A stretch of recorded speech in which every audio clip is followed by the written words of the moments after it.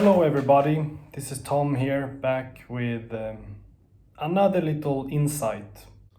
So, with the current dramatic and unstable world and the job market being what it is, I am aiming to change the world.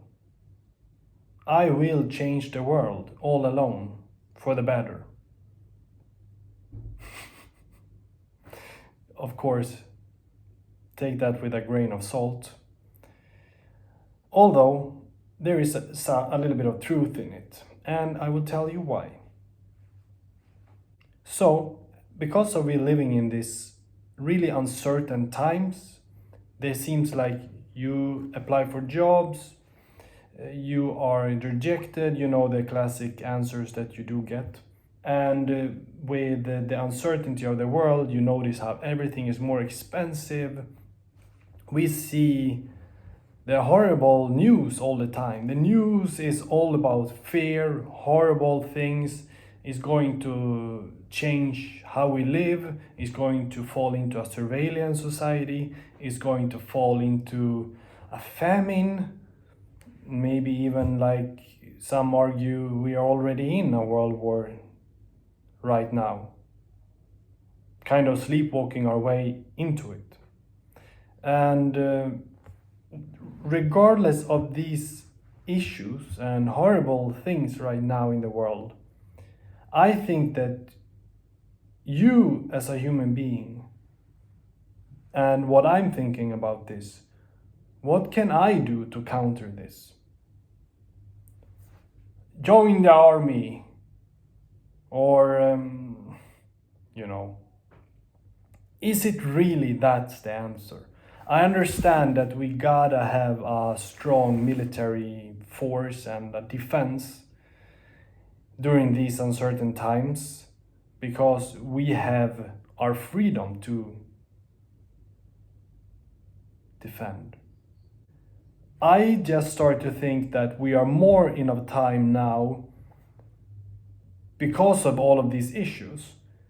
We probably have a better chance of just pursuing what we want to do.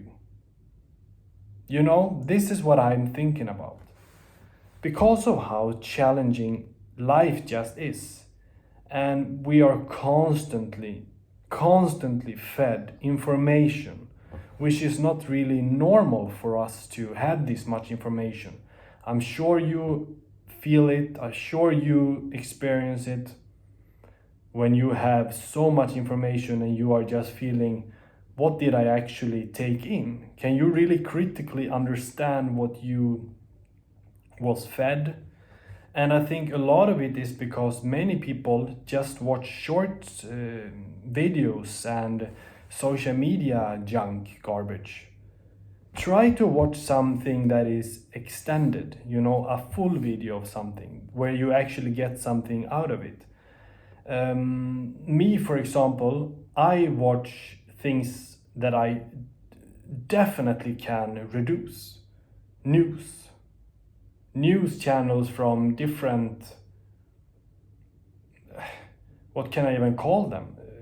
Freelance journalists. And I don't watch too much of mainstream media. It's here and there, yes, it is, just to keep up with like the broader macro perspectives. But then I like to get some other alternative sources that is not really contributing to the larger narrative, if you know what I mean. I think that is healthy. I think that we should always remember that what we are fed, because I think it should be by now, if you have somewhat of a critical capability, you should probably at least sometime thinking about what you are consuming. Like, do I really believe all of what is said is always necessarily true? I would argue that a whole lot of what we see is fabricated, is manipulated, is misinformation and disinformation. I just can't believe that someone would just take everything they see for being true. Just look about, it's maybe a long sought parallel here, but look at somehow online figures and social media influencers, for example. There is so many personalities and personas online that build up an image, they build up a persona, that they are the professional, they are the experienced, they are the ones with the qualifications. Is not always the truth. It's a lot of times people who building up some kind of image around themselves to be able to sell you something. It always get back to the same thing. Me as a writer, for example, I see this very, very much. You write you come across people who have, first, let me tell you first, you come across a lot of people who are very experienced but very young, and they have actually a great capability of coming across as trustworthy, and they have accomplished all of these things, so they actually have something to back it up with. But then there's always this content that come up, because whatever algorithms want to show you, it will show you. So I'm seeing more of this content where you have professional gurus or professional online writers or writers in general, or any other kind of field for that matter. And it's talking more about how to do things, how to structure like a headline for an article that will sell you money. How I made $5,000 in 1 week of writing, for example. It's all of these kind of, should I say, manufactured and tailored content to make you want to click. That's what sells. It's not necessarily about writing something of honesty, something of a topic. I mean, there is that too, of course, but I noticed that what gets the reach and what gets the visibility is those kind of is that kind of content and that topics which make someone seem to have figured it out. And that I find hilarious all the time because I come across it a lot. It's something that I find it shows for some reason very often, and I have studied this. I probably have mentioned that before. It was actually a part of my master's thesis, where I wrote about these making money online and online gurus, personalities, and that whole narrative. Back to what I was talking about, what you are being fed. Remember that it's always a financing agenda behind it. So it's not always what you are being fed is going to tell you the whole story. It will tell you what a funding source want you to see and want you to hear. And the media anchors and news personalities and the channels, platforms, whatever, they are just a medium. They are just a source to convey that. It's a communication, it's a communicative vehicle, if you wish, source of information. And then it's the funding that tells them to execute a certain direction. If you never and ever didn't even pay attention to it, you need to read some books and not just scroll your days through following the pop culture, following the public figures who has 1,000, 10,000, hundreds of thousands, or even millions of followers. Is those the people that you want to set the standard for your framework of thinking? Then you better think again. So I will go back to what I talked about, changing the world. Obviously, you can't change the world in these times alone. It's just a fact. But what you can do during these hard times is to make so damn sure that you are going to be who you are, you're going to express who you are going to do what only you can do.